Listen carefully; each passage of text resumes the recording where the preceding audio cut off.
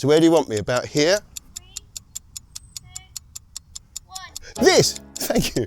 This is Ayot St Lawrence. It's the most expensive village in England, which means this is the most expensive English village in the world.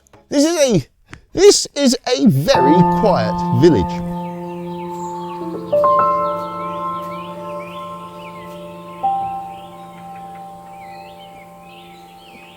This is a very quiet village.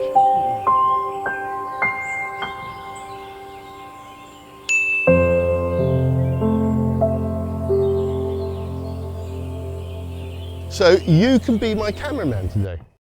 Oh, really? Mm-hmm. Nice. Mm-hmm. You know how to do it? Yeah. Now where are you going? The camera. Ayot St Lawrence is well worth a visit. George Bernard Shaw's house is fantastic. The playwright George Bernard Shaw and his wife Charlotte moved to the sleepy village of Ayot St Lawrence in 1906. Get ready, here comes George Bernard Shaw. This is Shaw's Corner. It's where George Bernard Shaw used to live. He spent most of his working life here. Come here this way. You can just about see the house from here. This is the house owned by the National Trust at Ayot St Lawrence in Hertfordshire. And here he is himself, George Bernard Shaw, still refusing to grow old at 90. To Archibald Henderson, January 1930. A dinner? How horrible! We've got special permission to film here. It's owned by the National Trust. Okay, it's a bit close. It's all locked up.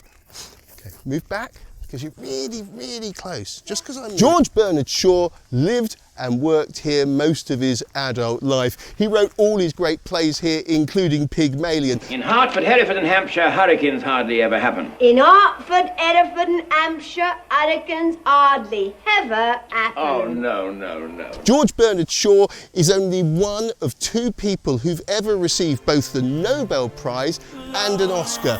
If you know who the other person was, keep it to yourself. I'll tell you at the end of the video. It's a great shame that the garden is closed today.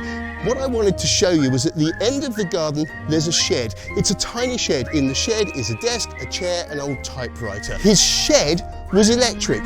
In the shed is a button. You press the button, the whole shed turns so that George could have the sunlight all day long for when he was writing. He called the writing hut London, and this was so if people called at the house and asked if he was available, everybody was able to tell them with a straight face, "I'm very sorry, but he's in London." To William Rothenstein, 18th of September 1912.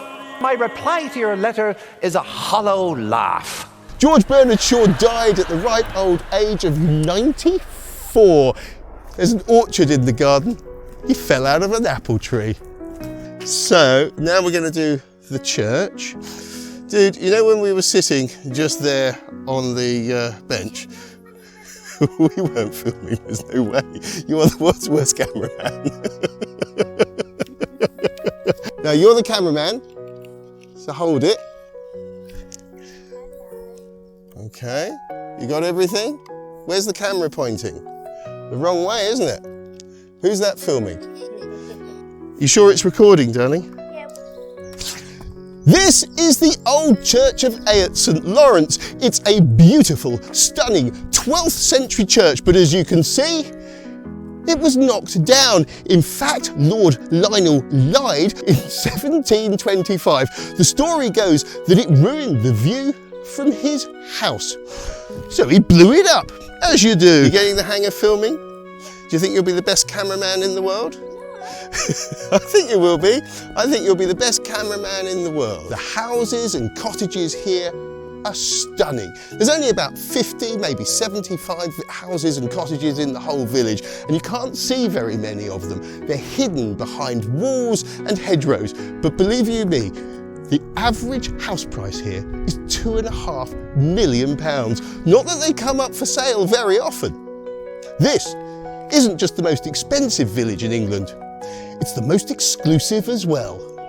This is the Brocket Arms. It's a beautiful, gorgeous, unbelievably old pub. Can you see it? Yeah. Okay, but the camera, that's way too close. So you need to get back a bit.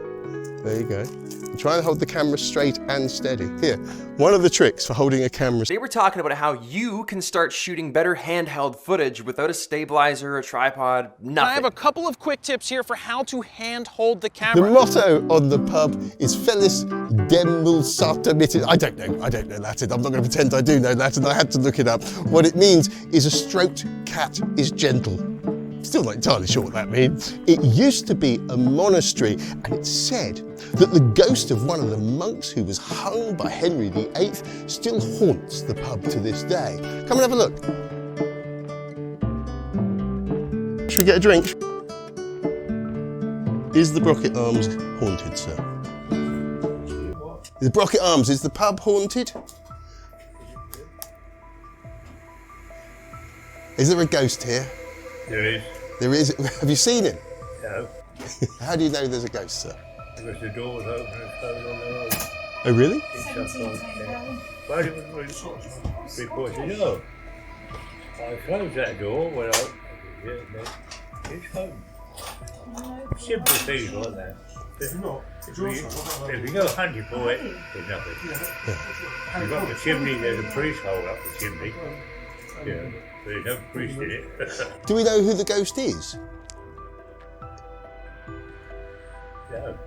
It's a 10-year-old girl that sits in the corner on that chair by the fire. She got knocked down by a coach out on the road years and years ago. I mean, I've worked here late at night and never ever felt remotely worried. Whether they are, they're nice ghosts. Really, you can see the church? Seriously, can you? If you can, you can. If you can't, I don't know. Okay, I'm asking, I don't know. After Lord Lionel Lyde knocked down the old church, he built a new church. The most unusual little church in England. Most churches in England are T-shaped with a big tower. Not this one. This one's built in a classic Greek style. It's gorgeous, it's very unusual. Okay? Do you want a hand? You stuck? Thank you. Sunrise on the green hills, birds sing a sweet tune. Morning light through old mills feels like. Let's go down Yellow Brick Road. This is one of the most beautiful churches that I've ever seen. Flowers in full bloom, echoes of the church call, summer's room, dancing in the soft breeze, laughter through the trees. Village life is strawberry sweet, summer at our feet. Market day with smiles wide, lemonade so cool, children by the riverside skipping school. Sunset city golden glow, lanterns light the streets below, evenings in a soft flow, peace we know.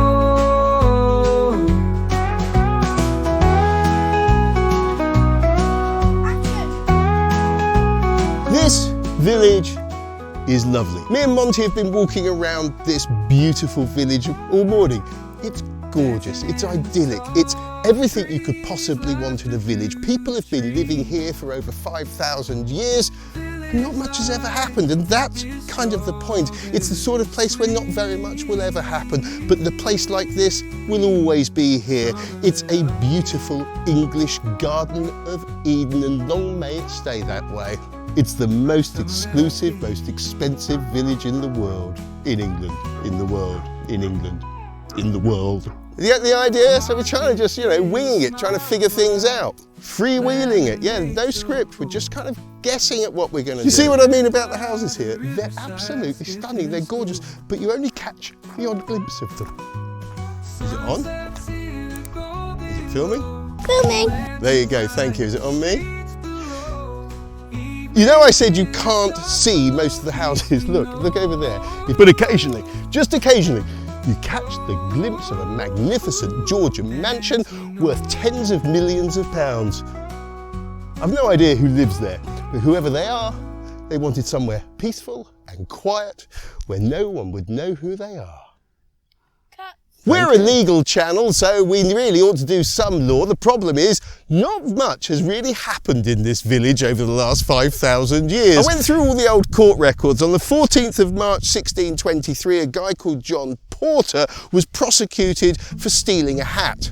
He was found not guilty. In 1759, a girl called Rachel Big was prosecuted for stealing 2 ducks. Times have moved on. Her punishment was to be whipped and hard labour for 2 weeks. In 1849, a guy called Charlie Wells was convicted for burglary. His sentence was to be deported to Australia for 10 years. Interestingly, there's a stud farm down the road called the Melbourne Farm. It is possible that Melbourne, Australia is named after that farm. Not likely, but it is possible. Ayot St Lawrence is nestled in the armpit of England between Welwyn Garden City and Luton. Hardly Britain's most gorgeous towns, but this is very possibly one of Britain's most gorgeous villages. You know the way I said you can't see many of the houses? Well, it's true. But there are 2 exceptions. The first is George Bernard Shaw's house at Shaw Corner, and the second is this house. This house is Bride Hall. It's huge, but it's got a public footpath going straight through its grounds. Down here it says, this is the tradesman's entrance. But what's odd is we're allowed in, which means you get to see the house. So come with me, let's have a quick look. It's a little bit nosy Parker, but we're gonna do it anyway. So I think that way is private, but this way to the public footpath is a public right of way. Look how beautiful it is. So have a look down there. Can you see down there? The camera, you're looking but not the camera. You are funny. And then look this way. Okay, try and hold the camera steady.